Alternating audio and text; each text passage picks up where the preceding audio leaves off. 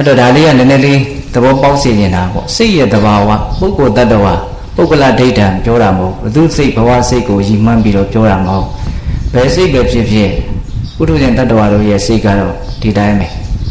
နော်သူနေနေကြအာယုန်ထဲမှာပဲသူနေခြင်းတယ်နော်သူနေနေကြမဟုတ်တဲ့မြင့်မြတ်တဲ့အာယုန်နဲ့ဆိုရင်သူကမပြောဘူး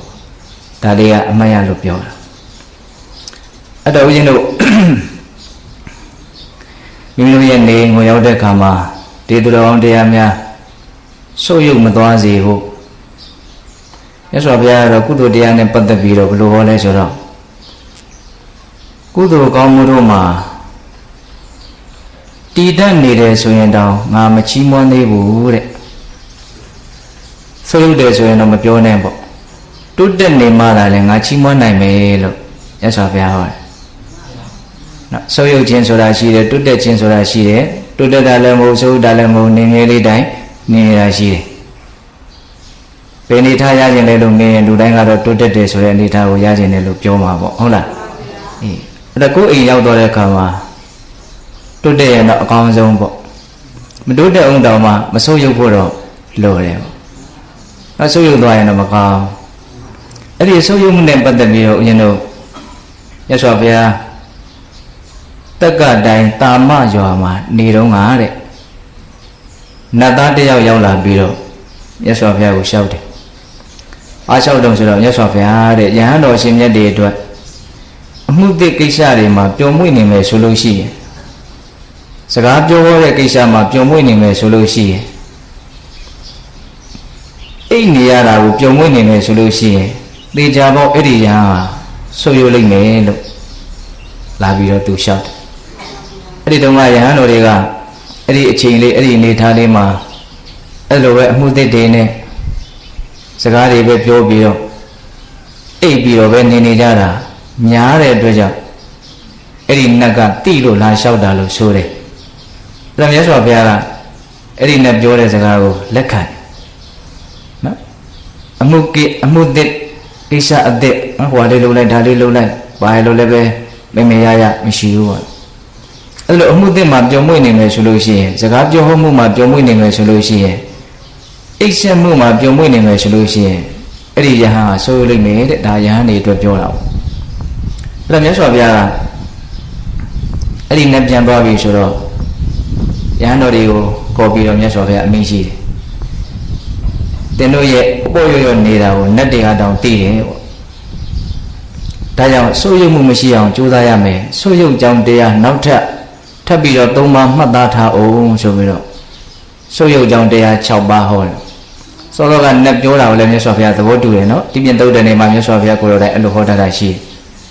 ဟုတ်လားနောက်ထပ်ပြီးတော့ဟောတဲ့ဆိုးရုပ်ကြောင့်တရားကဘာလို့ဆိုတော့အပေါင်းအသင်းမှာမွေးလျော်ပျော်ပိုက်နေမယ်ဆိုလို့ရှိရင်နော်အပြောအဆိုတွေခက်မယ်ဆုံးမရတာခက်မယ်ဆိုလို့ရှိရင်မကောင်းတဲ့မိတ်ဆွေတွေရှိမယ်ဆိုလို့ရှိရင်အဲ့ဒီပုဂ္ဂိုလ်လည်းပဲအဲ့ဒီယဟန်လည်းပဲတေချာပေါက်ဆိုးရုပ်လိမ့်မယ်တဲ့သုံးမထပ်ပြီးတော့ပြောတယ်အဲ့တော့အသေးစိတ်လေးတော့ဦးဇင်းကအကုန်လုံးရှင်းပြီးတော့မပြပါဘူးပေတဲ့ပေါင်းတော်တို့အလုံးဉာဏ်ရှိကြတဲ့ပုဂ္ဂိုလ်တွေပဲအဲ့တော့ဆိုးရုပ်ကြောင့်တရားကပေါင်းလိုက်တော့ဒီသုတ်တန်ရဘယ်နှပါးဖြစ်သွားလဲ6ပါးဖြစ်သွားတယ်အမှုကိစ္စအသစ်တွေမှာမွေးလျော်နေတာနော်အလုပ်လေးတွေပြောင်းသွားတယ်စိတ်ဝင်စားမှုလေးတွေပြောင်းပြီးတော့ဒီထဲမှာပဲပြောနေတာအဲ့ဒါကိုပဲစိတ်ဝင်စားနေဟုတ်လားနောက်စကားပြောရတာကိုမပြင်းဘူးပြောနေချင်တာပဲဟောအိတ်ဆက်ရတာကိုမပြင်းဘူးအိတ်ဆက်ခြင်းရဲ့အပြစ်ကိုလည်းမမြင်နိုင်ဘူးအချိန်ကုန်လည်းဆိုတာလည်းမတွေးနိုင်ဘူးအိတ်နေရတာကိုပဲပြောနေတယ်ဒါကြောင့်အိတ်ပျော်တယ်ဆိုတဲ့အသုံးအနှုန်းလေးတွဲပြီးတော့သုံးတာအိတ်ရတာပျော်လို့အိတ်ပျော်တယ်တဲ့ဘယ်ချိန်ပျော်တာတော့မသိဘူးဒါပေမဲ့အိတ်နေတဲ့ချိန်မှာတယောက်ကလာနှုံးမယ်ဆိုရင်တော့တော်တော်စိတ်တော်တခါလေဦးဇင်းကအဲ့ဒီအိတ်တဲ့ကိစ္စကိုလည်းစဉ်းစားမိတယ်ဘယ်နာလေးမှာဘလို့လေးကောင်းလို့ဘလောက်ထိတတ္တဝါတွေကမက်မောနေတာတော့အဲ့တော့ဆန့်ကျင်ဘက်နေနဲ့ဘာစဉ်းစားမိတော့ဆိုတော့အိတ်မနေရတာကတော်တော်ကိုမကောင်းလို့အိတ်နေရတာကိုကောင်းတယ်လို့ထင်တာနဲ့တူတယ်လို့ဟုတ်တယ်အိတ်နေရတာအိတ်မနေရတာများသောအားဖြင့်တော့တရားဓမ္မနဲ့နေတဲ့ပုဂ္ဂိုလ်တွေကိုတော့အလွတ်ထားပါတယ်ကျန်တဲ့လူတွေကတော့လောဘဒေါသမောဟတွေနဲ့နေကြတာဒါပေမဲ့အိတ်မပြောတဲ့အချိန်မှာပင်ပန်းတယ်စိတ်ရောလူရောဒါကြောင့်မြတ်စွာဘုရားက မကောင်းတဲ့စိတ်တွေဖြစ်နေမှနဲ့ဆိုင်ရင်တော့အိတ်နေတာတော်သေးတယ်လို့ဟောတာလည်းရှိတယ်အိတ်တာကိုဘဝရဲ့မြုံငင်းလို့ဘာတိုးတက်မှမရှိတဲ့အတွက်တိုးတက်မှုမှမရှိတဲ့အတွက်ကြောင့်မြုံနေတယ်လို့ဟောတယ်ဒါပေမဲ့အဲ့ဒီမြုံနေတာမှတော်သေးတယ်တဲ့တောင်တွေးမြောက်တွေးပြီးတော့မဟုတ်တဲ့စိတ်တွေဖြစ်နေတာမကောင်းဘူးလို့ဟောတာရှိတယ်ငယ်ငယ်တုန်းကဦးရင်းကလည်းပဲအိတ်တာအလွန်ဝါဒနာပါတယ်ခုလည်းပါတော့မှာပဲဟုတ်လားအဲ့ဒီအိတ်တာကိုမှတ်ရလို့ရှင်အဲ့ဒီဒေသနာလေးကခေါင်းထဲကိုအလိုလိုဝင်လာတယ်ကိုယ့်ဟာကိုခိုင်မာတဲ့အကြောင်းပြချက်ငါမဟုတ်လဲရှောက်ပေးနေမှာအိတ်နေတာတော်ပါသေးတယ်ဆိုနော်ခုဒီမှာအိတ်ဆက်တာကိုဘာလို့ပြောတော့နောက်ဆုပ်ယုပ်ကြောင်းတရားလို့ပြောတယ်ဟုတ်လားအဲ့ဒါမြတ်စွာဘုရားထပ်ပြီးတော့ဖြည့်လိုက်တာက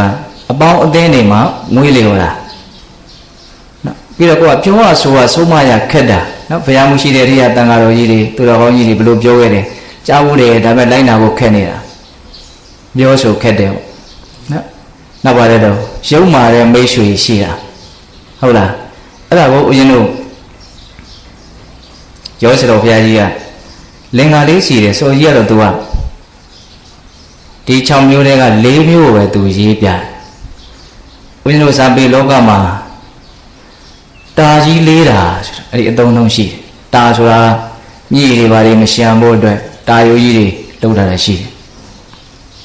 ကိုယ်အသုံးကြတဲ့ရေတွေရှံထွက်မသွားဖို့လည်းပဲတာယိုကြီးတွေဆဲထားတာရှိတယ်မလိုလားအပ်တဲ့ရေရောက်မလာအောင်တာယိုဆဲတာရှိတယ်လို့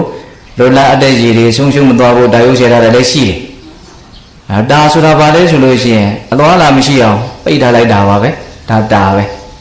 တော့တာဆိုတာက तू ကဒါဗမာစကားအရာပြောတဲ့တာခုဒီမှာတာကအမှုသစ်မှာမွေးလျော်တာကိုပါဠိလိုကမ္မာရမတာလို့ခေါ်တာကမ္မာရမတာတာယုတစ်ခုစကားပြောမှုမှာမွေးလျော်တာကိုဘတ္တာရမတာတဲ့ပါဠိလိုလေးကဟုတ်လားပြီးတော့ဦးဇင်းတို့အိရှမှုမှာမွေးလျော်တာကိုကြောင့်နေဋ္ဌာရမတာနောက်မြတ်စွာဘုရားဆက်ပြီးတော့ခုနဟောတဲ့၃မျိုးတွေကပထမတစ်မျိုးကဘာတော့အပေါင်းအသင်းမှာမွေးလျော်တယ်သင်္ကနိကာရမတာတာကြီးလေးတာအဲ့ဒီတာကြီးလေးတာကိုလုံအောင်ကားမယ်ဆိုပြီးတော့ဆိုကြီးကလင်္ကာဆောင်ပုဒ်ကလေးစီထားတာရှိတယ်နော်အပူအလုတ်အလွန်ရှုပ်ရုပ်တရားကင်းကွာသည်ကမ္မာရမတာကိုအပူအလုတ်လို့ဆိုကြီးကသုံးတယ်ဟုတ်လားအလုတ်ပူတွေလုံနေတာအမသိတမှုမရှိတာတွေကိုလုံနေတာဒါကိုကမ္မာရမတာ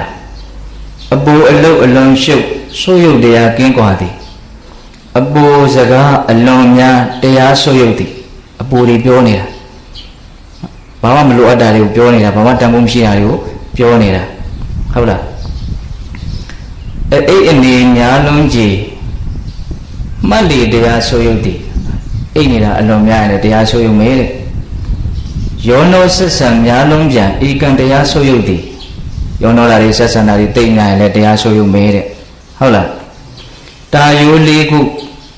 လုံအောင်ပြုကောင်းမှုတရားတိုးတက်သည်ဒီတာယိုကြီးလေးခုလုံအောင်လုပ်တာတဲ့ဟုတ်လားတရားတကူလွန်မြော်ကိုတာယိုလေးခုလုံရမည်တဲ့ဆိုရင်ရေးထားတာအဲ့ဒါစာဝတ်တွေကတခုမှမရဘူးဒီမှာစာရွက်ထဲမှာရေးလာတယ်ကိုယ်လေးထဲမှာတော့ပါသွားသေးခြင်းတယ်အဲ့ဒါဟိုတနေ့က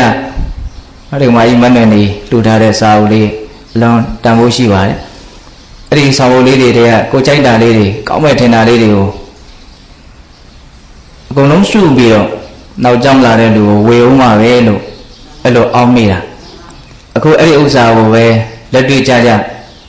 ဒီကနေ့ပြောမယ်လို့ဆက်ပြီးတော့ပြောမယ်ဆိုပြီးတော့ဆောင်ဖို့လေးတွေကောင်းတာလေးတွေကြိုက်တာလေးတွေဒီနေ့ပြောမှနဲ့တင့်တော်တာလေးတွေရေးလာတယ်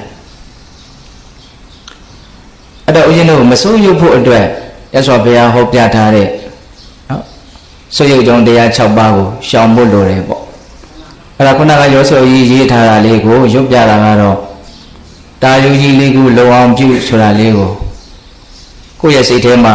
အဲ့လိုလေးကပ်ပြီးတော့မှတ်လို့ရှိရင်ပို့ပြီးတော့မမိလွယ်လို့အဲ့ဒါလေးကိုပြောပြတာစောစောကပြောတာလေးဒီတိုင်းပြစ်ထားလိုက်ရင်အဲ့ဒါကမေ့လွယ်ပြောက်လွယ်ရှိနိုင်တယ်အခုအားကြတော့ तू ကကိုသိနေတဲ့အနေအထားဥပမာတစ်ခုထားပြီးတော့ပြောထားတာဆိုတော့စိတ်ထဲမှာမှတ်ရတာပို့ပြီးတော့ရှင်းတယ်စွဲတယ်ဒါကြောင့်ဒီလင်္ကာလေးကိုရွတ်ပြတယ်အဲ့တော့ကိုယ်မှမစိုးရုပ်ချင်ဘူးဆိုရင်ဒီတရားတွေမရှိအောင်နေရမယ်ပေါ့နောက်တစ်ချက်ကမိမိတို့ရဲ့အိမ်ကိုပြန်လာနေတရားဓမ္မတွေကိုဗာပြောခြင်းလို့ဆိုတော့ အကောင်းဆုံးအဆုံးအမအကောင်းဆုံးဒေသနာလို့ပြောရမယ်မြတ်စွာဘုရားရဲ့အဆုံးအမပေါ့အဲ့ဒါဘာလဲဆိုတော့အပမဒေနတမ္ပါဒိဋ္ဌဒါကပိကသုံးပုံအားလုံးအကျုံးဝင်တဲ့အဆုံးအမလို့တော့ဒီလိုပြောရအောင်အပမဒေနမမိမလျော့ခြင်းလို့ဆိုတဲ့တတိတရားနဲ့တမ္ပါဒိဋ္ဌသူတော်ကောင်းတရားကိုပြည့်စုံအောင်တိုးတက်အောင်ကြိုးစားကြရမယ်ရှင်းတော့သူတော်ကောင်းကြီးတွေကအပမဒတရားရဲ့တန်ဖိုးကိုသိကြလို့မြင်ကြလို့သီလယူပြီးတိုင်းသီလပြည့်ပြီးတိုင်းအပမဒေနတမ္ပါဒိဋ္ဌဆိုတာလေးကတော့ပြောပြအောင်ပြောဖြစ်သွားအောင်အစဉ်အလာလေးတစ်ခုလုပ်ခဲ့တယ်တရားဟောသည်ဖြစ်စေမဟုတ်သည်ဖြစ်စေအပမဒေနတမ္ပါဒိဋ္ဌဆိုတာလေးတော့ဘုန်းကြီးတွေကမရွတ်ဆိုလိုက်ဘူးလားရွတ်ဆိုလိုက်တယ်အဲ့လိုရွတ်ဆိုလိုက်တော့အောက်ကလူတွေကအာမဘန္တိပါဗျာလို့တော့လှုပ်သွားတာပဲအာမဘန္တိကဘာပြောတာကောင်းပါပြီအဲ့ဒါကိုပြည်စုံအောင်ကျင့်သုံးပါမယ်လို့အာမခံလိုက်တာဟုတ်လားအဲ့တော့တကယ်တမ်းကအမာရိဏတမ္ပါဒိဋ္ဌဆိုတာတတိတရားနဲ့သူတော်ကောင်းတရားကိုပြည်စုံအောင်ကြိုးစားရမယ်ချမ်းသာတဲ့ချမ်းသာမှန်ကိုရအောင်အထောက်ရမယ်လို့အဲ့ဒီအဓိပ္ပာယ်ရတယ်အဲ့ဒါလေးကိုပဲဦးဇင်းအခုအခြေချဲ့ပြီးတော့ပြောနေတာအဲ့ဒါကရောဆရာတော်ဘုရားကြီးရဲ့ဉာဏ်ကိုမှီပြီးတော့ပြောရမှာအခုပြောမှတွေကဟုတ်လားဆိုကြီးကပါရေးထားတော့ဝေယဓမ္မသင်္ခါရပြင်းစွာထိတ်လန့်စေအပမာဒကျင့်စဉ်ပြဘဝအနှစ်တွေတဲ့ရသော်ဘုရားပြိဋိဘံသံဃာနည်းမှာဝေယဓမ္မသင်္ခါရအပမဒေနတမ္ပါဒိဋ္ဌလို့ဟောဒီအဆုံးမှာကပစ္စည်းမဝဆနနောက်ဆုံးစကားပေါ့နော်အပမဒေနဘိက္ခဝေဝေယဓမ္မသင်္ခါရအပမဒေနတမ္ပါဒိဋ္ဌအဲ့တော့ဝေယဓမ္မသင်္ခါရဆိုတာဘာပြောတာတုံးနဲ့ဆိုတော့ဒီမှာသုံးသက်တဲ့တူတူလေးနဲ့ဝေယဓမ္မသင်္ခါရပြင်းစွာထိတ်လန့်စေဘဝရဲ့တဘာဝကိုမှန်မှန်ကန်ကန်သိပြီးတော့ဒီထိတ်လန့်တဲ့နဲ့ဒီတရားတွေရဲ့ပုံမှာထိတ်လန့်မှုအသိဉာဏ်နဲ့ရှင်တဲ့ဥဒ္ဒပတံဝေကပေါ့နော်တံဝေကဆိုတာဉာဏ်နဲ့ရှင်တဲ့အကြောက်တဲ့ကြောက်ထိုက်တာကိုကြောက်တာကိုတံဝေကလို့ခေါ်တာနော်အဲ့ဒီကြောက်တဲ့ကြောက်ထိုက်တာကိုကြောက်တဲ့ဉာဏ်တံဝေကရအောင်ထိတ်လန့်မှုရှိအောင်ဝေယဓမ္မသင်္ခါရလို့ပြောလိုက်တာတဲ့ဝေယဓမ္မသင်္ခါရပြင်းစွာထိတ်လန့်စေအပမာဒကျင့်စဉ်ပြဘဝအနှစ်တွေအပမာဒဆိုတာအဲ့ဒီထိလန့်စရာကောင်းတဲ့ဘဝတန်တရားကလွတ်မြောက်အောင်ဘယ်လိုလုပ်ရမှာတော့ဆိုတာရဲ့အတူတူကျင့်စဉ်ပဲတဲ့တတိနဲ့ဒီဒုက္ခဝတ်ကနေလွတ်မြောက်အောင်ကြိုးစားရမယ်လို့ဒုက္ခလွတ်ချင်တယ်ဒုက္ခငြိမ်းချင်တယ်ဆိုရင်ဘာနဲ့ကျင့်ရမလဲဆိုတဲ့ကျင့်စဉ်ကိုအတူဆုံးအနှစ်သာရအရှိဆုံးစကားလုံးနဲ့မြတ်စွာဘုရားကျင့်စဉ်ကိုပြောလိုက်တာတဲ့နော်ဝေယဓမ္မသင်္ခါရပြင်းစွာထိတ်လန့်စေအပမာဒကျင့်စဉ်ပြဘဝအနှစ်တွေဒီနေရာမှာဝေယဓမ္မသင်္ခါရပြင်းစွာထိတ်လန့်စေဆိုတာလေးကိုပြောလိုက်တော့ဦးဇင်းကခေါင်းထဲမှာဘာမှတ်ရအောင်ဆိုတော့မြတ်စွာဘုရားဟောထားတဲ့တိဟသုတ်တံဆိုတာရှိတယ်မြတ်စွာဘုရားကသူ့ကိုယ်သူရှင်သေမင်းကြီးနဲ့ဥမာပေးပြီးတော့ဟောထားတဲ့သုတ်တံပေါ့တောတောင်မှာစွန့်ရည်တတိအထက်မြတ်ဆုံးဖြစ်တဲ့တောတို့ရဲ့ဘုရင်ရှင်သေမင်းအနေအိယာထားပြီဆိုလို့ရှိရင်သူအိတ်ဆက်တဲ့ကူကနေနော်ထလာပြီးတော့ကိုရီးယားနေထွက်လာပြီးတော့အညောင်းညာဆန့်ပြီးတော့တောထဲကိုကြည့်ပြီးတော့၃ချိန်ဟောက်တယ်တဲ့ချင်းသေးတို့ရဲ့အတန်အဲ့ဒီချင်းသေးတို့ရဲ့ဟောက်တဲ့အတန်ကိုကြားလို့ရှိရင်မြေမာနေတဲ့မြေနေတ attva တွေကလည်းပြေးကြတယ်အောင်းငယ်မှာနေတဲ့ငှက်တွေပါတွေကလည်းပြေးကြတာပဲရေထဲနေတဲ့တ attva လည်းရေထဲမှုတ်လျော့သွားတယ်တဲ့နော်တွင်းတွေပါနေတဲ့အောင်းနေတဲ့တ attva တွင်းနေတဲ့ဝင်ပြေးရောတစ်မော်နေတဲ့တ attva တစ်မော်တက်သွားတယ်အကုန်လုံးထိတ်လန့်တယ်တုန်လှုပ်တယ်မထိတ်လန့်တဲ့တ attva မရှိဘူးတကယ်လို့အဲ့ဒီတန်ကိုကြားလို့ဘယင်းတွေပါတွေမွေးပြူထားတဲ့ဆင်တို့မြင်းတို့ညံကြားမယ်ဆိုရင်သူတို့ကပြေးလို့မရောက်ကျိုးနဲ့ချီထားဆိုအဲ့ဒီနားတယ်ကျင်ကြီးကျင်ငယ်တွေထွက်ကုန်နေတဲ့ဟောရှင်နေမင်းရဲ့ဟိန်းဟောက်တဲ့အတန်ကအဲ့ဒါလောက်တိရစ္ဆာန်တွေရဲ့ပုံမှာအရှိန်ဝါရှိတယ်အကျိုးသက်ရောက်မှုရှိတယ်လွှမ်းမိုးနိုင်မှုရှိတယ်ဒါကပဂရိချင်းသေးပေါ့အဲ့မြတ်စွာဘုရားကလည်းအဲ့ဒီချင်းသေးလို့ပဲတဲ့လောကသုံးပါးမှာအတိရုဉာဏ်တို့ကိုရလို့တပ်ပိညုတဉာဏ်ကိုရလာတဲ့အခါမှာမြတ်စွာဘုရားလည်းဟိန်းဟောက်တယ်ဘာကိုဟိန်းဟောက်တုံးဆိုတော့အမှန်တရား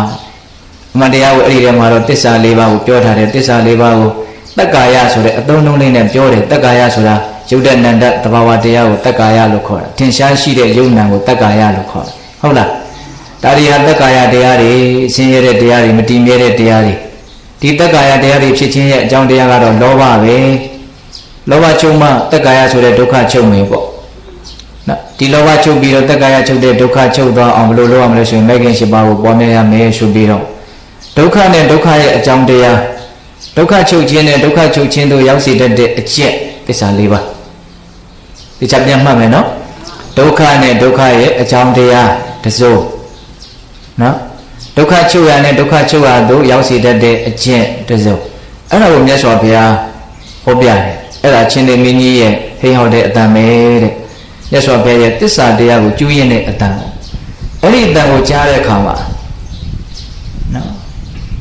အလွန်တန်တန်းရှိတဲ့စီးလိမ်ကြီးကြတဲ့မြမာတွေတောင်မှထိတ်လန့်နေတဲ့မြတ်စွာဘုရားရဲ့အဲ့ဒီတရားအတန်ကိုကြားတဲ့အခါမှာ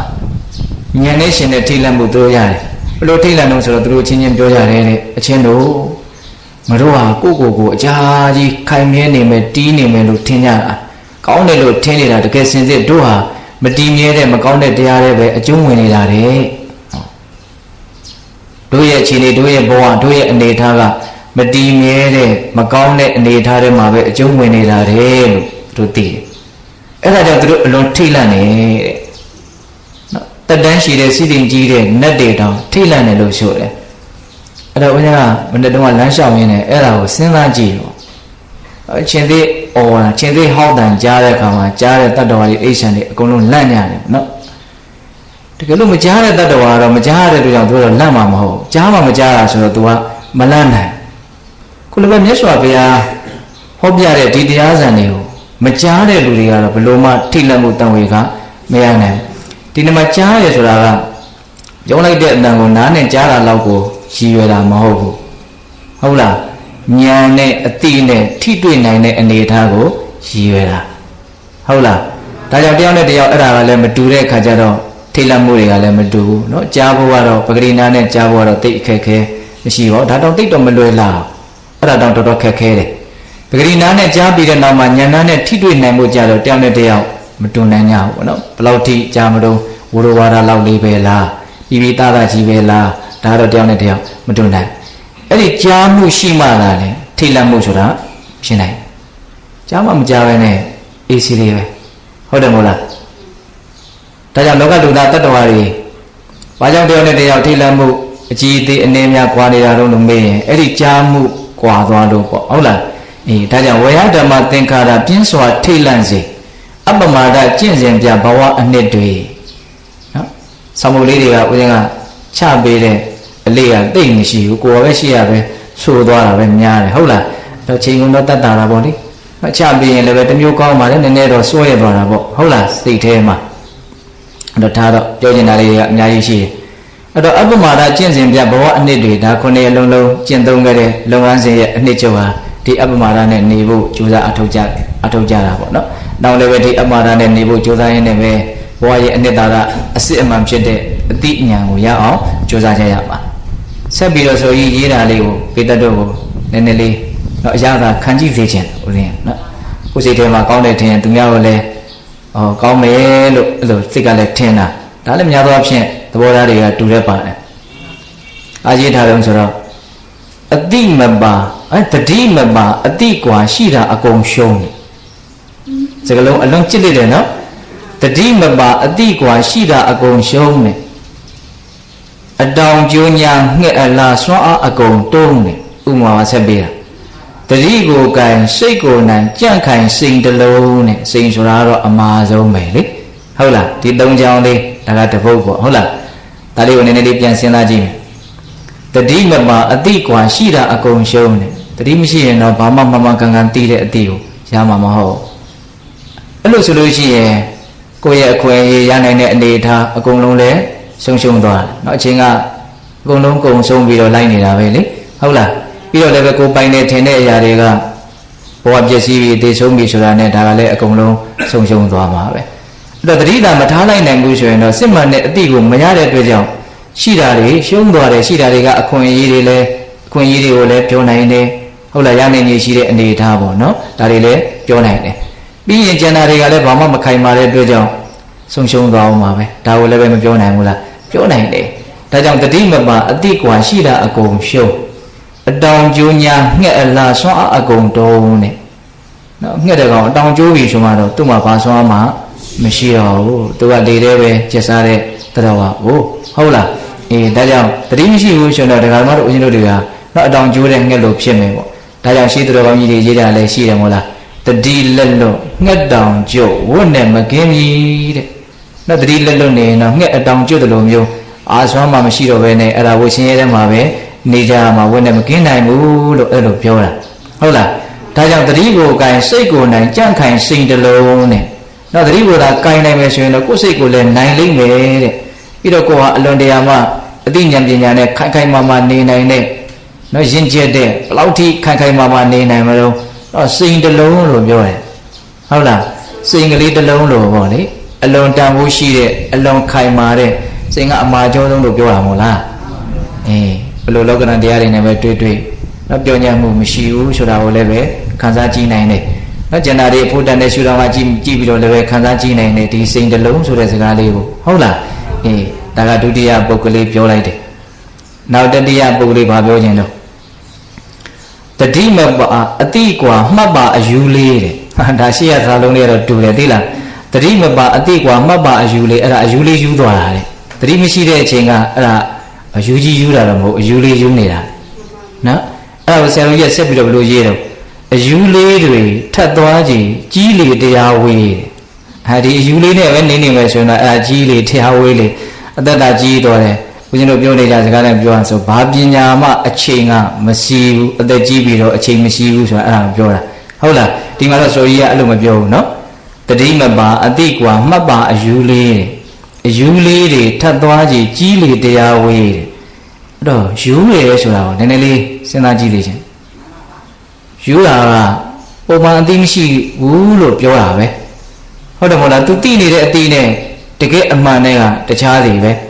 ဲကြောက်စရာကောင်းတာကိုလည်း तू ကြောက်ချင်မှကြောက်မယ်အာကိုစရာကိုလည်း तू အာကိုစရာလို့ထင်ချင်မှထင်မယ်ပုံမှန်အသိနဲ့အကုန်လုံး तू ကဘာဖြစ်နေပြောင်းမြန်ဖြစ်နေဒါဘယ်မှမလာယူတဲ့အနေထားဦးဇင်းတို့စားထဲမှာတော့စားစရာနဲ့မစင်နဲ့မခွဲနိုင်ဘူးမီးနဲ့ရွှေနဲ့မခွဲနိုင်ဘူးဆိုတော့ယူပြီလို့ဒီလိုပြောတာဒါတော့အယူကြီးကိုပြောတာဟုတ်လားတချို့ယူတွေကအဲ့လောက်ထိတောင်မှအယူကြီးတွေတော့အဲ့လောက်မယူတာရှိပါတယ်ဟုတ်လားအခုပြောတာတော့ तू အယူလေးတဲ့သုံးလုံးပုံလေးရဟုတ်လားအဲ့တော့ဆိုလိုတာကဒီသဘောတရားနဲ့ပတ်သက်ပြီးတော့မှန်မှန်ကန်ကန်မသိလို့သူ့ကိုအယူနဲ့ဥပမာပေးလိုက်တာဖြစ်နေတာကတခြားထင်းနေတာကတခြားဟုတ်လားအဲ့ဒါကြောင့်မလို့ဘာလို့ပြောတော့အယူလေးလို့ပြောတာအဲ့ဒါသတိမရှိတဲ့အချိန်မှာအတိမရှိတဲ့အတွက်ကြောင့်သူ့ရဲ့အတိအမြင်တွေဟာအကုန်လုံးမှောက်မှားနေတော့ဒါကြောင့်သတိမပါအတိကွာမှတ်ပါအယူလေးတွေထပ်သွားကြည့်ကြီးလေတရားဝေးအဲ့ဒါပို့ပြီးတော့တံဝေကရစရာကောင်းငယ်တုန်းကတော့ကိုယ်အာယုန်လေးနဲ့ကိုယ်အလုပ်လေးနဲ့ကိုယ့်ဟာကိုယ်တော့အဆင်ပြေတယ်လို့ထင်ရတဲ့အနေအထားမျိုးလေးနဲ့နေလို့ရတယ်နေလို့လွယ်သေးတယ်ဟုတ်လားအသက်ကြီးလာပြီဆိုတော့တော်တော်ခက်တယ်ကြီးတဲ့လူတွေကိုအခုမကြီးသေးခင်ဆက်ပြီးတော့လှမ်းကြည့်မိတာကိုကြီးလာရင်တော်တော်မလွယ်ပါလားဆိုတဲ့အတွေ့မျိုးတွေးဖြစ်တယ်ဟုတ်လားအမှတကူလုံးကောင်းတာလည်းမရှိဘူးအဝင့်ကျင်ရဲ့ဆက်ဆံရေးကလည်းငယ်တုန်းကလို့မဟုတ်ဘူးလူကြီးပြီဆိုတော့တိတ်ပြီးတော့လူရမသွင်းကျင်တော့အဲ့တော့သူတို့ကလည်းလူပဲလေတကယ်တမ်းကဟုတ်တယ်မဟုတ်လားလူမှနည်းနည်းလူမဟုတ်ဘူးဒါတွေငါမွေးလို့လူဖြစ်လာတာဒီလူတွေကငါလက်ပေါ်ကြီးလာတာဆိုတော့အဲ့တိုင်းစိတ်ကောင်ရှိနေတာအဲ့တော့အဲ့လိုလူတွေကကိုယ့်ကိုပြန်ပြီးတော့လူအမသိဘူးဆိုရင်သူတို့ဘယ်လောက်ခံစားရမလို့ဒါစဉ်းစားကြည့်ပေါ့ဟုတ်တယ်မဟုတ်လားအဲ့ဒီအနေထားကိုကိုရအောင်မှာအဲ့တော့ကိုရောက်မှပဲကိုချင်းစာနိုင်မှာပေါ့နော်ကိုချင်းစာတဲ့တော့ကိုယ့်ထက်ကလူတွေကမရှိကြတော့ဘူးဝန်နေစရာတော့တော်တော်ကောင်းတယ်ဒါကြောင့်လူကြီးရဲ့အနေထားကိုလူငယ်တွေကလည်းနားလည်ပြီးတော့သူတို့ကိုကောင်းကောင်းမွန်မွန်ဆက်ဆံနိုင်မှုလေးလေးစားစားမေတ္တာထားပြီးတော့ဆက်ဆံနိုင်မှုလိုပါတယ်ဟုတ်လားခိုင်တာထားပါတော့အဲ့တော့အယူလေးတွေထပ်သွားကြည့်ကြီးလေတရားဝေးကြီးတဲ့အခါမှာအဲ့ဒါတရားမရှိလို့ရှိရင်ဒီအိုခြင်းတရားရဲ့ထောင်းထုတာအိုခြင်းတရားကြောင့်ဖြစ်ပေါ်လာတဲ့အစင်မပြေမှုတွေတေချာပေါက်တွေ့ရလိမ့်မယ်ရှင်ဆရာတရားဝေးတာကငယ်လုံးတရားဝေးတာကသူ့အာယုန်နဲ့သူနေကြပေါ်တော့နည်းနည်းတော်သေးတယ်လို့ဆိုနိုင်တယ်ဝေးတာတော့ဘာဝေးတာမှမကောင်းဘူးပေါ့ဟုတ်လားသို့တော့ကြီးလို့တရားဝေးတာပူပြီးတော့အယုတ်ဆိုးတယ်အကြီးတန်းတယ်နော်ဒါကြောင့်မလို့တတိရှိအောင်ကြိုးစားရမယ်ပေါ့တတိကိုယ်ကမရင်းရိုင်ကြန့်ခိုင်စိတ်ငြိမ်အေးဆိုပြီးတော့စိတ်ငြိမ်အေးဆိုရရေးနော်တတိရှိလို့ရှိရင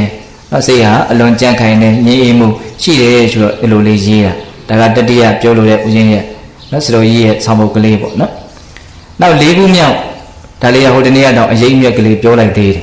ဘာပြောတော့ဒါလည်းပဲအပ္ပမာဒပါပဲအပ္ပမာဒမြတ်ဓမ္မပင်မခလုတ်ညီဓာကျူးပမာဆက်သွယ်ကတတ္ထာကောင်းရမည်ဝရိယမှာခလုတ်တာကောင်းစွာနှိမ့်ရမည်ပညာမီးအောင်ထွန်းလင်းပြောင်မြင့်ခေါင်လှစွမ်းရည်တဲ့အလွန်ကောင်းတဲ့ဒီဆောင်ပုံလေး၄ပုံလဲနော်ဦးဇင်းတို့ဓာကျူးလေးတွေနဲ့တွေ့ထားတဲ့မီဒီလေးတွေလင်းလာဖို့အတွက်နော်ဘာတွေလိုလဲဆိုတာပြောတာဒီအလင်းရောင်လေးရှိမှမြင်နေမြင်လိုက်တာကိုမြင်တာနော်မတိုက်အောင်မခိုင်းပြီးအောင်သွားလို့လာလို့ရတာလှုပ်လို့ကိုင်လို့အလုပ်လို့ရတာဒီအလင်းရောင်ရှိမှအဲ့တော့အဲ့ဒီအလင်းရောင်ဆိုတာဘာကိုပြောလဲပညာကိုပြောတာဟုတ်လားဘဝမှာအသိဉာဏ်ပညာရှိမှနော်လှုပ်တဲ့လှုပ်ထိုက်တဲ့အလုပ်ကိုနားလည်မယ်မလှုပ်တဲ့မလှုပ်ထိုက်တဲ့အလုပ်ကိုနားလည်မယ်ရှောင်တဲ့ရှောင်တိုက်တာကိုရှောင်နိုင်မယ်နော်ဆောင်းတဲ့ဆောင်းတိုက်တာကိုဆောင်းနိုင်မယ်ဒီအသိပညာလေးလင်းနေဖို့လိုတယ်ပေါ့လူတိုင်းရဲ့ဘဝမှာအဲ့ဒါလင်းနေတယ်ဆိုလို့ရှိရင်ပထမဦးစွာမီဒီနဲ့ပင်မဓာကျူးကြီးနဲ့ဆက်သွယ်ထားတဲ့ကျူးလေးတော့တတ်ထားဖို့လိုတယ်ဟုတ်တယ်မို့လားအဲ့ဒီကျိုးကဘာကိုပြောတာလဲဆိုတော့တတ္တတရားကိုပြောတာတဲ့ဓာကျိုးပမာဆက်သွယ်ကတော့တတ္တကောင်းရမည်ယုံကြည်မှုရှိမှဒီညာအလင်းရောင်ကကိုယ့်စီကိုစီးဝင်လာနိုင်မှာဘာမှယုံကြည်မှုမရှိဘူးဆိုရင်ဘာမှအသိရှိအောင်သူလုံးမှာမဟုတ်ဘလို့မှသူ့ဘဝမှာနောက်အလင်းရောင်နဲ့အသိဉာဏ်အလင်းရောင်နဲ့နေရမှာမဟုတ်ဒါကြောင့်တရားတရားကိုဆရာကြီးကဓာကျိုးလေးတွေ့ထားတယ်လို့ပြောတာအလွန်ထိမိတဲ့ဥမာပါပဲဟုတ်လားအေးအဲ့တော့ဒီမီးလေးလင်းဖို့အတွက်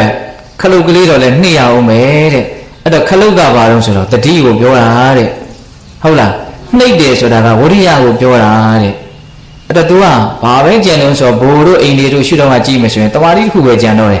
ပညာအလင်းရောင်လေးလင်းဖို့အတွက်နော်တတ္တတရားဆိုတဲ့ဓာတ်ကြိုးလေးနဲ့တွေ့ပြီးတော့တတိဆိုတဲ့ခလုတ်ကိုဝရိယနဲ့နှိမ့်ရမယ်လို့ပြောတာ။ကိုင်းဘလောက်ကောင်းတော့တရားဟုတ်လားအဲ့တော့တတိခလုတ်ကနှိမ့်မိဖို့လိုတယ်နော်အဲတတိနဲ့ဝရိယနဲ့ကတွဲနေတယ်အနှိမ့်တော့နှိမ့်ချင်တယ်ဘာနဲ့နှိမ့်ရမှမသိဘူးဆိုရင်လည်းပဲခလုတ်မရှိရင်လည်းပဲ तू ကအလုံးမဖြစ်ဘူးခလုတ်တော့ရှိပါရဲ့အနှိမ့်ဘူးဆိုရင်လည်းပဲဒါကလင်းလာမှာမဟုတ်ဝရိယနဲ့တတိကတွဲနေရအကျိုးသားပဲနဲ့တတိမရဘူးနော်အကိုင်းဘလောက်ပဲနှိပ်ပါတယ်ပြောဘလောက်ပဲနှိပ်ချင်ပါတယ်ပြောယုံကြည်မှုကြိုးကြီးကပြက်နေတယ်ဆိုရင်လည်းပ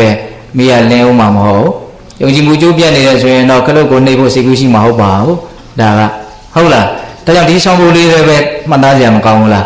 းနောက်ဒီခလုတ်ကလေးနှိပ်ပြီးတော့ကိုယ့်ရဲ့ဘဝလေးကိုအသိဉာဏ်အောင်နဲ့နောက်လင်းလင်းချင်းချင်းလေးရှိအောင်ကြိုးစားရမယ်ပေါ့ဟုတ်လားဒါကြောင့်ဦးဇင်းတို့၄ခုမြောက်ဆိုတော့ဘုရားကြီးရဲ့ဆောင်ပုံကလေးဒါဦးဇင်းရှင်းပြနော်ဘဝမှာအပ္ပမာဒတရားနဲ့နေဖို့ဘလောက်အရေးကြီးတယ်လေအပ္ပမာဒတရားရဲ့တန်ဖိုးဘလောက်များလဲဆိုတာလေးကိုနောက်ရှုထောင့်အတီးတီးကနေပြီးတော့ခြေခြေပြန့်ပြန့်နားလည်နိုင်ဖို့ဆိုတာကိုဦးဇင်းတို့ရည်ညွှန်းပါတယ်ဟုတ်လားအေးနောက်၅ခုမြောက်ဘာပြောတော့၅ခုမြောက်ဘာပြောထားတော့တတိမေတ္တာဤနှဖြာလူရအစိတ်ဖြင့်ဒီထဲမှာတတိတစ်လုံးနဲ့တယ်နော်မပြောကျင်တော့လို့တတိတစ်လုံးနဲ့လည်းပဲမရသေးဘူးနောက်ထပ်အမှုန်းတင်တရားလေးမေတ္တာတရားလေးကိုဆက်ပြီးတော့ပြောကျင်တာသူကဟုတ်လားတတိမေတ္တာဤနှဖြာလူရအစိတ်ဖြင့်နော်လူတွေမှာတက်နေတဲ့လောဘဒေါသမောဟအစိတ်တွေကိုဖြည့်ပေးနိုင်မဲ့အစိတ်ဖြည့်ခြင်းနှလုံးလို့ဆိုကြီးကသုံးတယ်နော်တတိနဲ့မေတ္တာနော်တတိဆိုတာကတော့တရားစကားတစ်ခုလုံးပြောရလို့နားရဝနေပြီဟုတ်လားနော်မိမိခန္ဓာမှာထင်ရှားဖြစ်နေတဲ့ယုံနာသဘာဝတရားတွေကိုမှန်မှန်ကန်ကန်အောက်မေ့အမှတ်ရနေတဲ့သဘောဒါတတိဟုတ်လားမေတ္တာဆိုတာကတတ္တဝါအားလုံးရဲ့အပေါ်မှာကောင်းကျိုးချမ်းသာရသွားစေခြင်းနဲ့စိတ်ကလေးဒါမေတ္တာပဲနော်မေတ္တာမှာအနှောင်ဖွဲ့မရှိဘူးမေတ္တာမှာမျှော်လင့်ချက်မရှိဘူးမျှော်လင့်ချက်ဆိုတာသူစီကဘာညာရခြင်းနဲ့မျှော်လင့်ချက်မျိုးကိုဆိုလိုတာဟုတ်လားတက်ကောင်းသွားစေခြင်းနဲ့ချမ်းသာသွားစေခြင်းနဲ့စိတ်ကလေးပဲဒါပဲဘာအကြောင်းပြချက်မှမပါဘူးကောင်းစေခြင်းတာလေးတက်ပဲဘာကြောင့်ကောင်းစေခြင်းတာငါပေါ်ကကြည်လူရှိလို့အဲ့ဒါမျိုးမဟုတ်ဘူးနောက်ငါဒီလိုကောင်းစေခြင်းနဲ့စိတ်မွေငါပေါ်ဘလို့ပြန်ကောင်းလိမ့်မယ်ဆိုတော့နောက်တောင်းတချက်တွေမပါဘူးအလွန်တန့်ရှင်းတဲ့ဖြူရှင်တဲ့တတ္တဝါအားလုံးရဲ့အပေါ်မှာနောက်ပစုကိုတော့မပါဘူးတော့ကန့်ထားတာလည်းမရှိဘူးနောက်အတိုင်းအတာပမာဏမရှိတဲ့အလွန်ကြီးမားတဲ့မေတ္တာစိတ်တဲ့ကိုအတိုင်းအတာပမာဏမရှိတဲ့တတ္တဝါအားလုံးရဲ့ပုံမှာတော့ထားနိုင်တာကိုဘာလို့ခေါ်မလို့မေတ္တာဟုတ်လားအဲ့ဒီတတိနဲ့အဲ့ဒီမေတ္တာဒီပဲနဲ့လူသားတွေရဲ့တန်တာမှာတတ္တဝါတွေရဲ့တန်တာမှာတက်နေတဲ့လောဘဒေါသမောဟအစိတ်ကိုဖြည့်ပေးနိုင်လိမ့်မယ်လို့အဲ့လိုရေးတာဟုတ်လားတတိမေတ္တာဤနှဖြာလူရအစိတ်ဖြည့် အစီရင်ကြတယ်ဗျာဆိုကြီးဆက်ကြီးတာလေးကိုကြည့်အဲ့ဒီတတိနဲ့အဲ့ဒီမေတ္တာကိုဘလို့ဖြစ်အောင်လုပ်ရမလဲဆိုတာကိုအတူချုပ်ပြောပြနိုင်တယ်အလွန်ကြီးကျယ်တဲ့ဉာဏ်ရှင်လို့ဆိုရမယ်ဟုတ်လားအမှန်မြဲသောတတိပေါ်ရှင်ပြောအားတက်ပေတဲ့နော်အမြဲတမ်းငါတတိဖြစ်အောင်ကြိုးစားနေမယ်ဆိုတဲ့အမှတ်ကလေးရှိရမယ်နော်အမှတ်ကိုတင်ညာကိုအမှတ်လို့ဒီလိုပါလားပြင်တယ်နော်တတိရဲ့နိကတဲ့အကြောင်းကအဲ့ဒီတင်ညာပဲခိုင်မြဲစွာမှတ်ထားတာဟုတ်လားအဲ့ဒါကိုတတိများခြင်းလို့ရှင်တတိမြဲခြင်းလို့ရှင်ငါဘယ်တော့ဘာလုပ်မယ်ငါဒီအလုပ်လေးကိုငါလုံးမဖြစ်မယ်လုံးမဖြစ်မယ်အဲ့လိုအမှတ်သားလေးရှိဖို့လိုတယ်မှန်ရင်းနဲ့လည်းပဲဒီသဘာဝတရားတွေရဲ့အပေါ်မှာတင်ညာတတ်တွေလည်းပဲဒါအများကြီးကိုတိုးလာအောင်များလာအောင်လုပ်ရမရောက်ဘူးလားရောက်တယ်အဲ့ဒီအမှတ်အသားတွေများလာကိုကအဲ့ဒါတတိပေါ်လာခြင်းရဲ့အကြောင်းပဲတဲ့ဟုတ်လားနော်ခိုင်မြဲတဲ့တင်ညာနော်ဒါရှိရမယ်ပြီးရင်လည်းပဲဒီတတိထားအောင်မှတတိထားအောင်မှဆိုတဲ့အမှတ်ကလေးလည်းရှိရမယ်ဟုတ်လားအဲ့ဒီတတိထားတဲ့အလေးအကျင့်ကိုကနောက်ထပ်တတိကိုထပ်ပြီးတော့ဖြစ်ပေါ်စေခြင်းရဲ့အကြောင်းဒီနေ့ပါဦးဇင်းတို့မဟာသတိပဋ္ဌာန်သုတ်တန်ထဲမှာမြတ်စွာဘုရားဟောတာလေးတစ်ခုရှိတယ်ကိုယ်ခန္ဓာမှာထင်ရှားဖြစ်နေတာကိုတတိထားနေခြင်းအပြင်နောက်ထပ်အဲ့ဒါလိုတတိတွေထပ်ပြီးတော့ဖြစ်ပေါ်လာခြင်းရဲ့အကြောင်းပဲတဲ့ယာဝဒေဝညာနာမတ္တယပဋိတ္တိမတ္တယအနိတ္တိတောဇဝိရတိနာသကိရှိလောကေဥပါဒိယတိလို့အဲ့လိုဟောတယ်အဓိပ္ပာယ်ကပါတော့တတိထားခြင်းတည်တဲ့အတိညာနဲ့ဖြစ်ပေါ်ခြင်းအကျိုးမှာဖြစ်တယ်တဲ့နောက်ထပ်ဓာတ်တက်ခိုင်မြဲတဲ့ကောင်းမွန်တဲ့တတိတွေထပ်ပြီးတော့ဖြစ်လာစရာအကြောင်းဖြစ်တယ်လို့အဲ့လိုဟောတာသူတို့ကတတိထားခြင်းကြောင့်ကိုပဲနောက်ထပ်တတိတွေထပ်ဖြစ်လာနိုင်တယ်ဒါမို့တရားထိုင်ပြီးတရားအထုတ်ပြီးဆိုရင်လိုအပ်ထသွားလဲတတိလေးကပါနေတော့မသိမကြိုးစားပဲနဲ့ဟုတ်တယ်မဟုတ်လားကြာမှသာအရှိန်ပြေးပြီးတော့မိမိပြောက်ဖြစ်သွားတာဟုတ်တယ်မဟုတ်လားတတိရဲ့အရှိန်လေးကရှိတယ်နော်ဒါကြောင့်တတိများရင်ဘာလို့တော့တတိဝဲထားဖို့ပဲလိုတယ်ပေါ့ဟုတ်လားဒါဆိုကြီးကအမှတ်မြဲတော့တတိပေါ်ရွှင်ပြောအပ်တတ်ပြီတဲ့နော်တတိလေးမြဲခြင်းဒီပင်တတိတွေပေါ်လာခြင်းရဲ့အကြောင်းတတိတွေပေါ်လာလို့ရှိရင်ရွှင်ပြောအပ်တတ်ပြီနော်ငြိမ်းချမ်းမှုပျော်ရွှင်မှုအားရှိမှုဒါတွေကိုရနိုင်တယ်ပေါ့ဟုတ်လားဒါကတတိဖြစ်ခြင်းရဲ့အကြောင်းအတူချုပ်ပေါ့နောက်မေတ္တာဖြစ်ခြင်းရဲ့အကြောင်းဒါလေးလည်းကောင်းခန္တီခိုင်မာကောင်းကွက်ရှာမှမေတ္တာရမုတ်ချအေးချမ်းပေတဲ့မေတ္တာရှိခြင်းလေဆိုလို့ရှိရင်တဲ့ခန္တီခိုင်မာတိခံမှုတရားခိုင်မာမှာလက်ကင်လျှောရမယ်တဲ့ဘာပဲဖြစ်ဖြစ်ငါတိခံလိုက်မယ်လေဆိုတာလေမကျေနပ်ရင်မကျေနပ်တာကိုထိုင်တွေးပြီးတော့ငါဘယ်လိုပြန်ပြောရမလို့ငါဒါကြီးကိုဘယ်လိုရှင်းရမလို့ဆိုတဲ့အတွေးမျိုးမတွေးဘူးညာတော့ဖြင့်ဒကာမတို့ရောဦးဇင်းတို့ရောအဲ့လိုတွေးရနော်ကိုယ်စိတ်ထဲမှာမဟုတ်ဘူးထင်လို့ရတော့ဘယ်လိုပြန်ပြောလိုက်ရမလဲမင်းဘယ်လိုမှားနေတာငါဘယ်လိုထောက်ပြလိုက်ရမလဲဟုတ်လားဒါမှမင်းငါအဲ့လိုထင်နေတာငါအဲ့လိုမဟုတ်ဘူးဆိုတာကိုပြန်ပြီးတော့ရှင်းခြင်းဒါမှမဟုတ်ပြီးတော့ခံမယ်ဆိုတဲ့စိတ်ကတော့မရှိဘူးမတရားဘူးလို့ထင်လို့ရှိရင်ကိုကဒါကိုပြောနေတာအဲ့ဒါကိုလည်းကိုသူတော်ကောင်းသူရဲကောင်းတွေကလည်းထင်နေတာငါတို့ကမဟုတ်မခံပဲဟုတ်လားမဟုတ်မခံတာပြောတာဟုတ်တော့ခံလားဆိုဟုတ်တော့လည်းမခံဘူးနော်ဆရာကြီးဦးထိတ်လည်းပြောတာဦးဇင်းကအရန်သဘောကျတယ်မဟုတ်မခံဆိုတဲ့လူတွေကဟုတ်လည်းမခံပါဘူးတဲ့ဟုတ်ရင်ဘုရားမခံသေးတယ်တဲ့ဟုတ်ရဲ့နဲ့ပြောရမလားဆိုတော့ဟုတ်ရဲ့လားအဲ့တော့ခန္တီတရားကိုဘာလဲတော့ခိုင်ကိုင်းမာမွေးရမယ်တဲ့နော်တိခံမယ်ဆိုတဲ့အလေးအကျင့်ကလေးတိခံမယ်ဆိုတဲ့စိတ်ဓာတ်ကလေးဘာပဲဖြစ်ဖြစ်ဒါတော်မလွယ်တဲ့ကိစ္စပါနော်တမျိုးကြအဲ့ဒီနည်းနဲ့ဒကာမတို့ဦးကြီးတို့တွေကတိတ်မဖြေရှင်းခဲ့ဘူးတုံ့ပြန်တဲ့နည်းနဲ့ပဲဖြေရှင်းခဲ့ကြတာဒါကိုပဲအကောင်းထင်တာဒါကိုပဲအစွမ်းရှိတယ်လို့ထင်တာဒါကိုပဲလုံးတဲ့လို့ထိုက်တယ်လို့ထင်တာဟုတ်လားကြောင်းမြန်ကြီးနော်မြတ်စွာဘုရားဟောပြတာကနော်လောကလူသားတွေလုံနေတဲ့အလုပ်တွေနဲ့ကကြောင်းမြန်ဖြစ်နေတယ်မြတ်စွာဘုရားဘယ်လိုပြောလဲဘာမှတုံ့ပြန်မနေနဲ့ပြီးတာခံလိုက်တော်မလွယ်တဲ့ကိစ္စပဲဒီဥစ္စာမလွယ်လို့လည်းပဲအဲ့ဒါမြင့်မြတ်တဲ့လူတွေကနဲနေတာပေါ့ရိုးရိုးလေးဒါကြောင့်မြတ်စွာဘုရားခန္တီပရမန္တဘောတိတိခာတိခံခြင်းဟာအမြင့်မြတ်ဆုံးသောကျင့်စဉ်အကျင့်ကိုလည်းအလွန်ခက်ပါတယ်ဒီဥစ္စာကဟုတ်လားဒါပေမဲ့လို့ဒါလေးကိုတော့အကျိုးကျေးဇူးကိုနားလည်ပြီးတော့မြင့်မြတ်တာကိုနားလည်ပြီးတော့ဖြစ်အောင်တတ်နိုင်တယ်များလုပ်ကြရမှာပေါ့နော်ဘာပဲဖြစ်ငါတိခံနိုင်မယ်ငုံပြီးတော့ခံမယ်မှားတာမှန်တာတွေဘာမှအကြောင်းပြပြီးတော့နေတာမရှိဘူးကိုင်းဘာဖြစ်တော့ပြီးသွားပြီပဲထားလိုက်တော့ပြောခဲ့တယ်ဆိုရင်လည်းပြီးသွားပြီ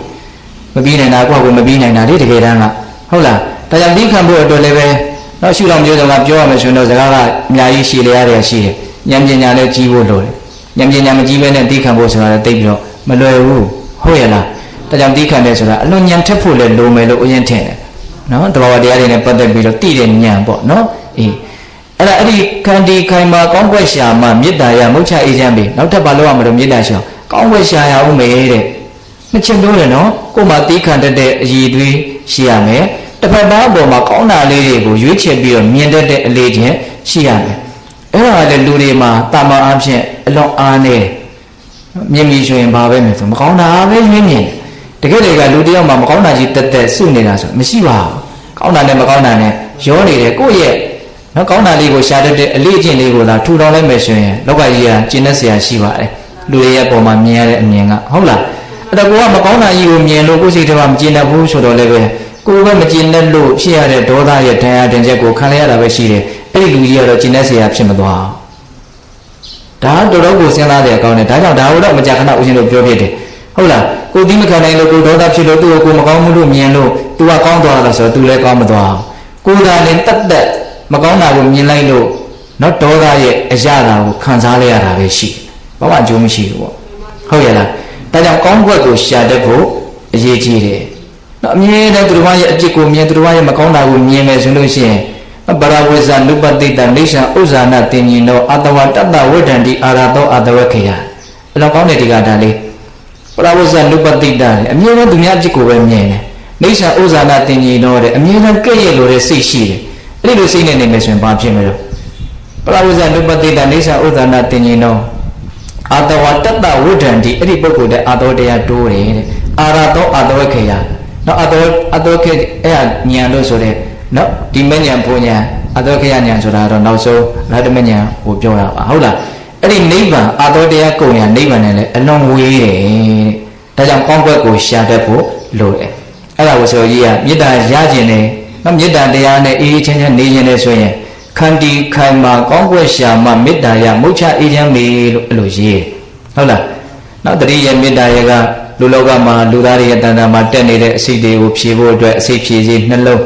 းနော်တတိဖြစ်အောင်ဘာလို့မလို့အမှန်မြဲတော့တတိပေါ်ရှင်ပြောအပ်တတ်ပြီနော်မေတ္တာဖြစ်အောင်ဘယ်လိုလုပ်မလို့ခန္တီခိုင်မာကောင်းကွက်ရှာမှမေတ္တာရမုတ်ချအေးချမ်းပြီဟုတ်လားနောက်ဒီတတိနဲ့မေတ္တာရဲ့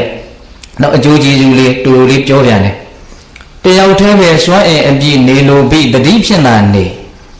ေနော်အများတကာဆက်ဆံရာမေတ္တာပါမအစဉ်ပြေဟောဒါလေးလည်းအလွန်နှစ်သက်စရာကောင်းလူလောကကြီးမှာနေနေကြပြီဆိုရင်တယောက်တည်းနေတဲ့အခါရှိမယ်ဘေးမှာလူတွေနဲ့နေတဲ့အခါရှိမယ်နှစ်မျိုးပဲဒါပဲတယောက်တည်းနေရင်နေမယ်ဒါမှမဟုတ်ကိုယ်ဘေးမှာလူရှိပြီးတော့နေရင်နေမယ်တယောက်တည်းနေတဲ့အခါမှာဆိုရင်တော့သတိလေးနဲ့နေနေအောင်ကြိုးစားတဲ့အဲ့ဒါမှအစဉ်ပြေမယ်တဲ့နောက်ရှင်တောင်းတွင်းမြောက်တွင်းနဲ့တယောက်တည်းအကုသိုလ်များတတ်တယ်ပေါ့ဟုတ်လား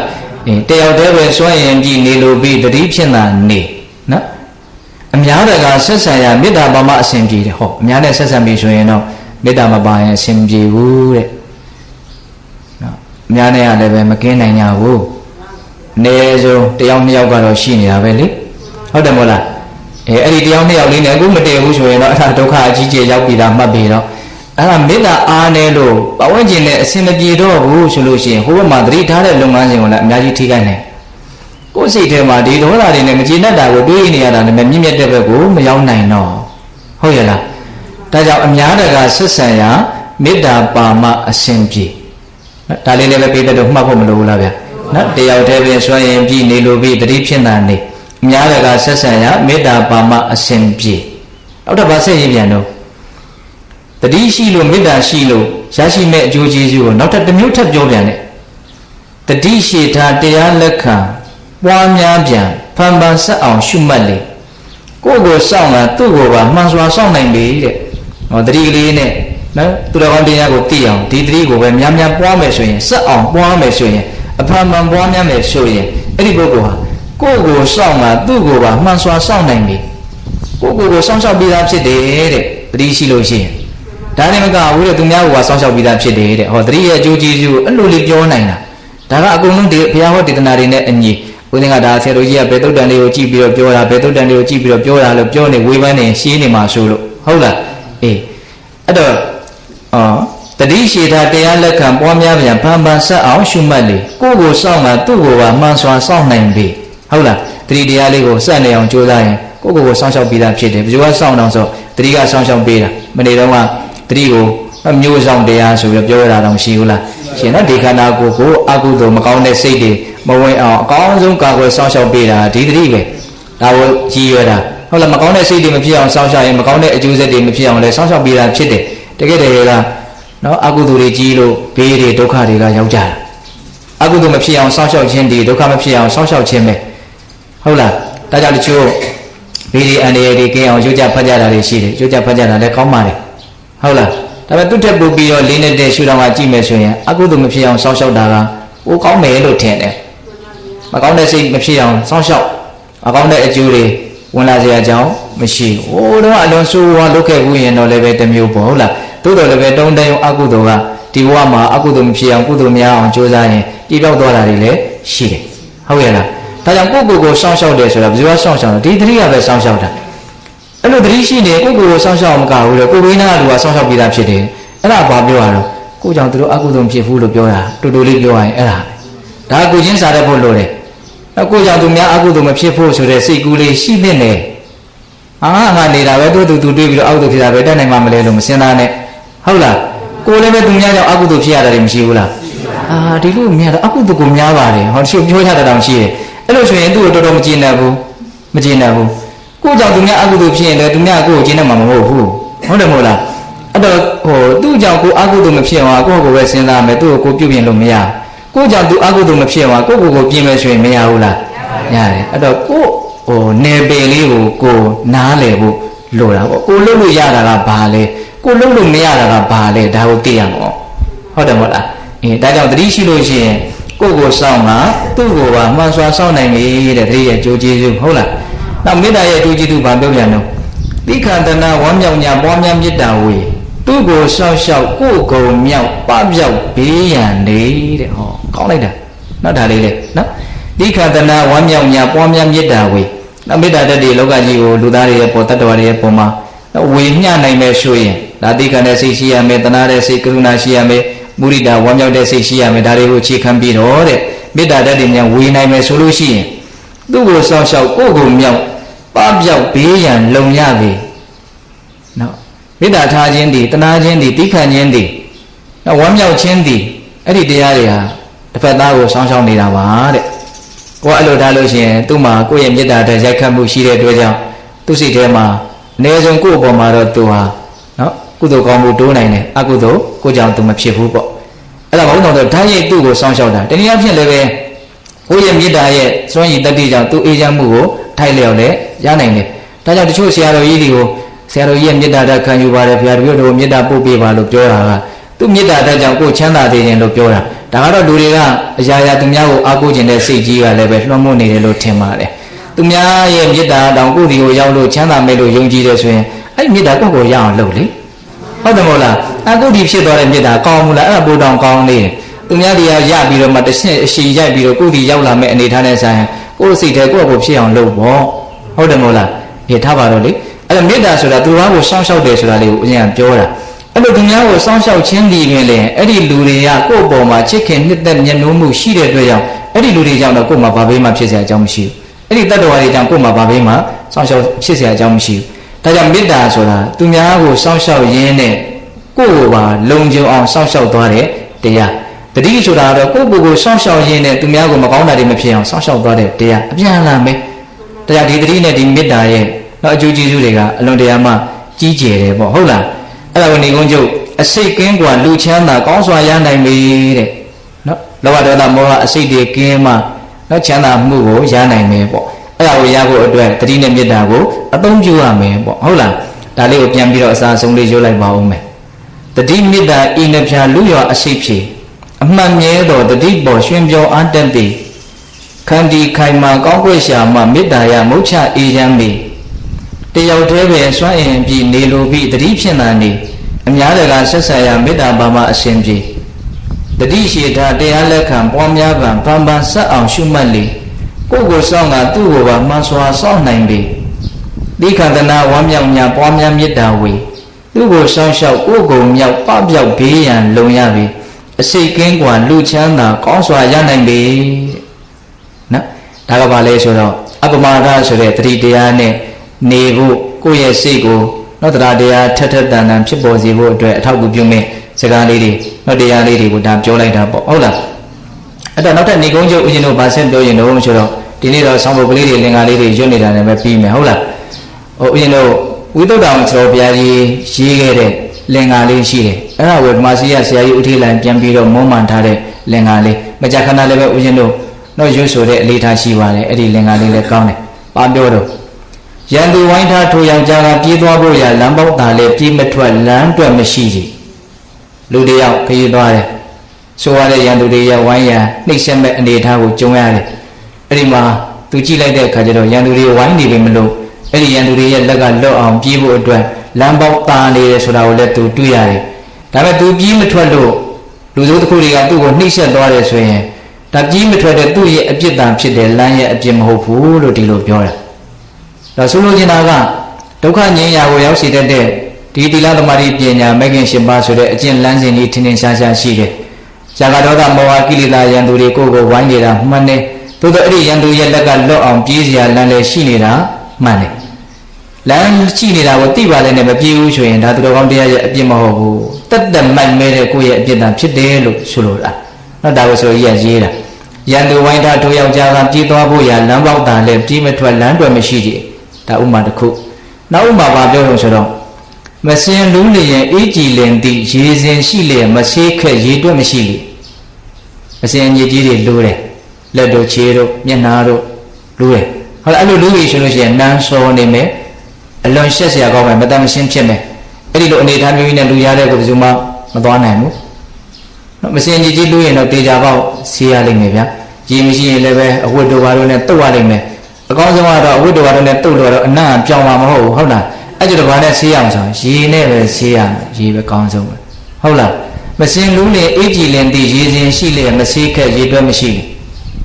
အဲ့လိုပဲတဲ့ရာဂဒေါသမောဟဒီဟုသောကိလေသာမစင်တွေပေးခြင်းနေလို့သူတော်ကောင်းတွေရဲ့အမြင်မှာကိုဟာမတန်ရှင်းဘူးနန်းစော်နေတယ်အပုပ်နဲ့တွေထွက်နေတယ်ဟုတ်လားအဲ့ဒီအနေအထားမျိုးမှာတကယ်လို့ဒါကိုတန့်ရှင်းအောင်စေးကြောခြင်းတယ်ဆိုရင်မဂ္ဂင်၈ပါးသူတော်ကောင်းတရားအတ္တိထားတဲ့လုပ်ငန်းစဉ်ဒီဟုသောရေစင်ရေအေးရှိတယ်မဆေးဘူးဆိုရင်ဒါရေရဲ့အပြစ်မဟုတ်မဆေးတဲ့ကိုယ့်ရဲ့မိုင်မဲတဲ့ကိုယ့်ရဲ့အပြစ်ပဲလို့သူကအဲ့လိုပြောတာနော်မဂ္ဂင်၈ပါးအကျင့်မြတ်တရားတတိထားတဲ့အပမဒတရားဒီလုပ်ငန်းစဉ်ကိုနောက်လမ်းနဲ့ဥမာပေးတယ်အခုရေနဲ့ဥမာပေးတယ်နှမျိုးနောက်တစ်မျိုးလာနေတယ်အော်ဟင့်ငိုကြီးယောဂတီးလေလူလဲပြာတိနာမချိတော်တတ္တိမြင်မြောတမားတော်နဲ့ဆေးကြော်ရှိလေမစားခက်ဆေးတွက်မရှိလေဒီဥမာလည်းအလွန်ကောင်းပါလေဟုတ်လားအော်ဟင့်ငိုကြီးယောဂတီးလေလူလေးပြာတိနာမချိတော်တတ္တိမြင်မြောတမားတော်နဲ့ဆေးကြော်ရှိလေမစားခက်ဆေးတွက်မရှိလေဒီဘက်ကရှင်းပြကြရမလို့လောက်အောင်ကိုရှင်းတယ်ကောင်းလိုက်တာဆောင်းဖို့စီတဲ့လူကဟုတ်လားတခါလေဆောင်းဖို့ကလေးတွေစီဖို့ကြိုးစားကြည့်တယ်နော်နှစ်ဖူးကချွေးတောင်ဆို့လာတယ်ကောင်းကောင်းဆောင်းဖို့တစ်ဖူးရဖို့မလွယ်ဘူးဒါလည်းသူ့ပါရမီနဲ့သူလာတာဟုတ်လားနော်သူ့ပါရမီနဲ့သူလာတာမလွယ်ဘူးအဲ့တော့ဒါမှပြောတာတော့ယောဂဗျာနှိမ့်ဆက်လို့အပြင်းထန်အော်ဟစ်နေရတယ်အပြင်းထန်ဒုက္ခကိုတွေ့နေရတယ်ဒီယောဂကိုမုတ်ချပြောင်းမဲ့ဆေးလည်းရှိတယ်ဆေးဝါးကိုစနစ်တကျဒီလန်တကျညွှန်ပြပေးမဲ့ဆရာလည်းရှိတယ်ဒါကိုကဆရာကိုလည်းအာကိုရကောင်းမှမသိဘူးဆေးကိုလည်းသုံးရကောင်းမှမသိဘူးဒီယောဂရဲ့တန်ကိုပဲပိန်လိမ်ပြီးတော့ပေးတည်ပြီးတော့ခန်းနေတဲ့ဆိုရင်ဒါသူ့အပြစ်ပဲလို့ဒီလိုပြောတာဟုတ်လားဘယ်နှမျိုးတော့ဥမာ၃မျိုးဟုတ်လားအဲ့လိုပဲတဲ့အပေဘုံတို့မချွတ်ပုံမြည်စွတ်စွတ်တနာကိလေသာကိုမြစ်ပါပဲဖြတ်အပြစ်တက်ရန်တမထဥပဒနာတရားရှိတုံညာလေးမပွားနိုင်အားဗျာပါများတရားအတွက်မရှိလေဒါကလူရင်းအတိပဲပေါ့ဟုတ်လားအပေခွင်တို့မချွတ်ပုံမြည်စွတ်စွတ်တနာကိလေသာကိုနော်ရေးတာတော်တော်ကောင်းပါနော်ကိလေသာတွေဖြစ်တယ်ဆိုတာကအခုလုံးလုံးစေပူလောင်ဆင်းရဲယုံညမကပဲနဲ့ထွတ်တဲ့အစာပေါင်းများစွာဆင်းရဲမဲ့အပေလေးပါးကိုပို့နိုင်တဲ့နော်ဓာတ်တဘာဝဒီကိလေသာထဲမှာရှိတယ်တဲ့အပေခွင်တို့မချွတ်ပုံမြည်စွတ်စွတ်တနာကိလေသာကိုနော်တခါတလေကိုယ်မှာမကောင်းတဲ့စိတ်တွေမြင်လို့ဖြစ်လို့အော်ဒါတွေကိုငါပယ်မှာပဲလို့မဖြစ်အောင်လုပ်မှာပဲလို့စိတ်ကူးတဲ့အခါမှာဒီမကောင်းတဲ့စိတ်တွေကလုံးလုံးစေပူလောင်စေတယ်ဆင်းရဲစေတယ်ပင်ပန်းစေတယ်လို့လည်းပဲစဉ်းစားတတ်ရမယ်အဲ့ဒီလောက်နဲ့မလုံးတော့သေးဘူးနောက်မှလည်းပဲအလွန်ဆိုးဝါးတဲ့ဒုက္ခတွေကိုဆက်လက်ပြီးတော့ရှိကြနေစေလိမ့်မယ်လို့ဒီလိုလဲတွေးတတ်ဖို့လိုတယ်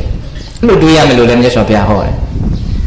အဲ့လိုတွေးလိုက်လို့ရှင်ဘာဖြစ်တော့အဲ့လိုတွေးလိုက်တဲ့အခိုက်အတန့်မှာကိုပဲအဲ့ဒီလောဘဒေါသမရှိတော့ဒါလည်းတွေးစဉ်းစားကြည့်ဒါမြတ်စွာဘုရားဟောထားတာရှိတယ်ဗျဥစဉ်တုတ်တန်နာမည်တော့မေ့နေတယ်နောက်ဘုရားလောင်းဘဝတုန်းကတဲ့ဘုရားလောင်းဘဝဆိုတာဟိုးဝေးကွာတဲ့ဘဝကိုပြောတာမဟုတ်ဘူးဘုရားဖြစ်ခါနေ နောက်တော့ထွက်လာပြီးတဲ့နောက်ဘုရားမဖြစ်သေးခင်ဒီကာမဝိတ္တဗျာဝရဝိတ္တဝိညာဏဝိတ္တဆိုတဲ့မကောင်းတဲ့ယုံညံ့တဲ့အတွေးတွေအဲ့ဒါတွေဖြစ်လာတယ်ဆိုရင်ငါစဉ်းစားလိုက်တယ်တဲ့။အော်ဒီအတွေးတွေကငါ့ကိုအခုလည်းပဲပိုးလောင်အောင်နှိမ့်ဆက်တယ်။နောက်လည်းဒုက္ခဖြစ်အောင်လုပ်မဲ့အရာတွေမကောင်းတဲ့တရားတွေပဲလို့ငါစဉ်းစားလိုက်တာနဲ့အဲ့ဒီအတွေးတွေပျောက်သွားတယ်တဲ့။ကိုယ့်ကိုလက်တွေ့လုပ်ကြည့်ဖို့လိုတယ်နော်။အေးဒါပါလေအပေခွင်တို့မချွတ်ဖို့မီစွတ်စွတ်တနာကိလေသာကိုမြစ်ပါပေဖြတ်အပြီးတက်ရန်ဝိပဿနာတရားရှိတုံများလေမပွားနိုင်အားဗျာပါများတရားအတွက်မရှိလေသူတော်ကောင်းတရားရဲ့စွမ်းရည်ကိုပြောတာအဲ့လောက်ဆိုးတဲ့ကိလေသာကိုပယ်နိုင်တဲ့အစွမ်းသူတော်ကောင်းတရားမှာရှိရင်ပေါ့ဟုတ်လားဒါကိုရှိပုံလေးက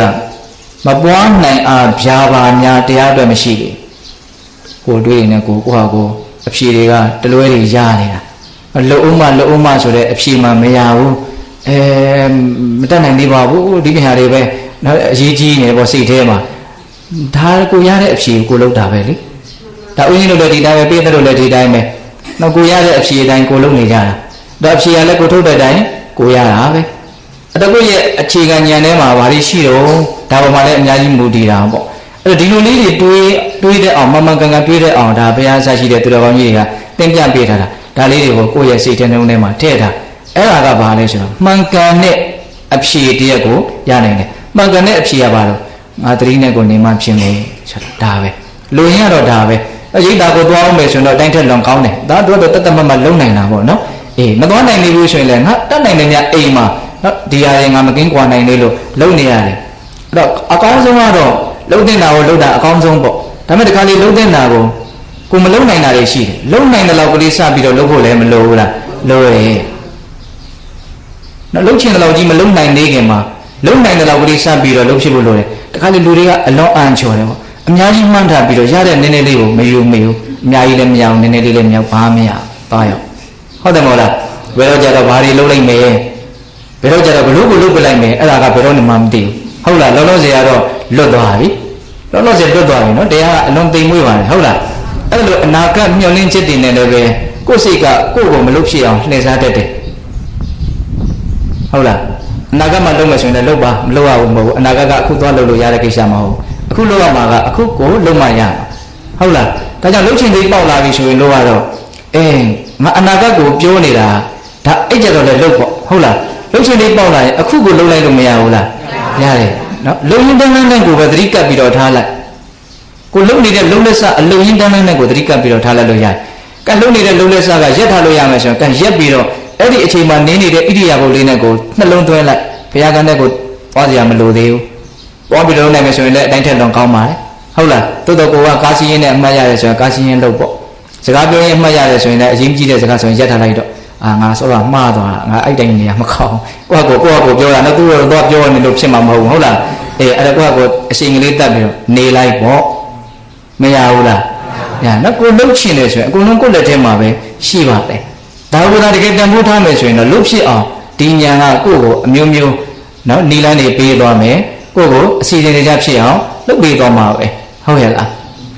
ဒါကြောင့်ဒီလင်္ကာလေးလည်းပဲဥစဉ်ကသဘောကျလို့ပေးတယ်လို့ရွတ်ပြတာဟုတ်လားအပေခွင်တို့မချွတ်ဖို့မီစွစွတနာကိလေသာကိုမြစ်ပါပဲဖြတ်အပြီးတက်ရန်တမထဥပဒနာတရားရှိတုံညာလေးမပွားနိုင်အားဗျာပါများတရားအတွက်မရှိလေ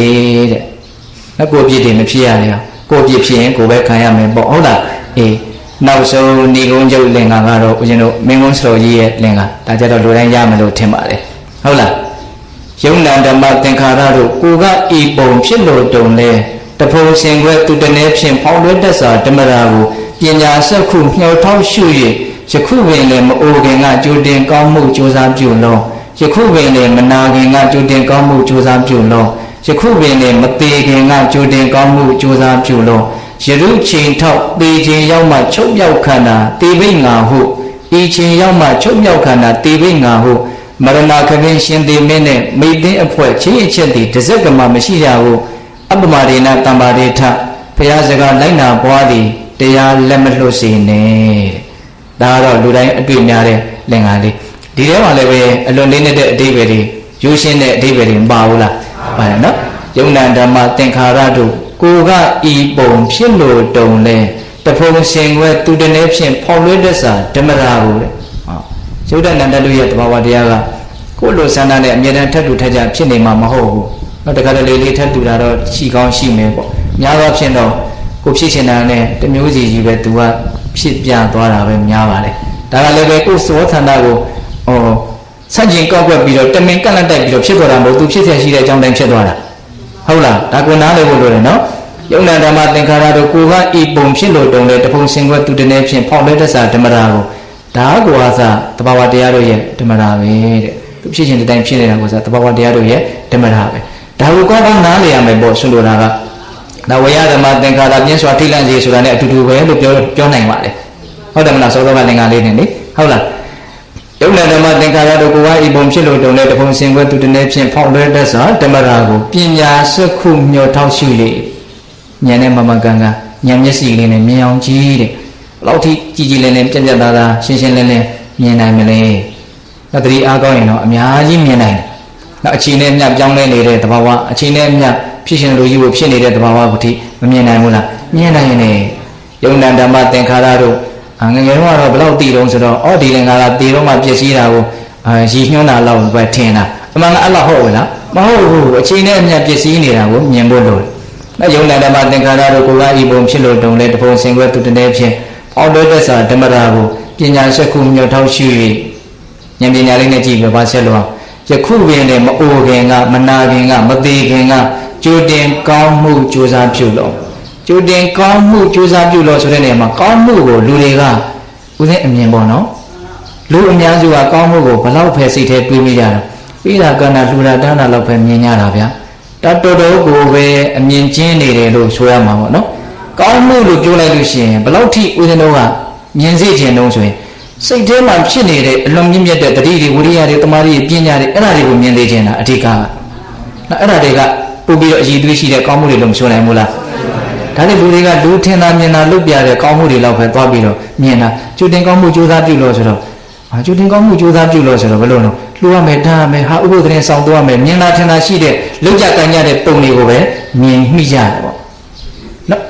့နော်ဉာဏ်ရှိတဲ့ပုံကိုယ်တွေနော်တရားနဲ့ပတ်သက်ပြီးတော့ဘာသာရေးနဲ့ပတ်သက်ပြီးတော့အလေးနဲ့ထားတဲ့ပုံကိုယ်တွေလောက်တာနဲ့ကျူတင်ကောင်းမှုကြိုးစားပြုလို့ဆိုတာဒါနသီလလောက်တင်မကဘူးပို့ပြီးတော့အရေးပါတဲ့အမြဲတမ်းစိတ်ဓာတ်ထဲမှာကောင်းမှုဆိုတဲ့ကုသိုလ်ဆိုတဲ့အပြစ်ကင်းတဲ့ဒီတတိဝိရိယဉာဏ်ပညာတမာတိဒီတရားလေးတွေဖြစ်နေဖို့ကိုအဓိကရည်ညွှန်းတာလို့နားလည်ဖို့မလိုဘူးလာ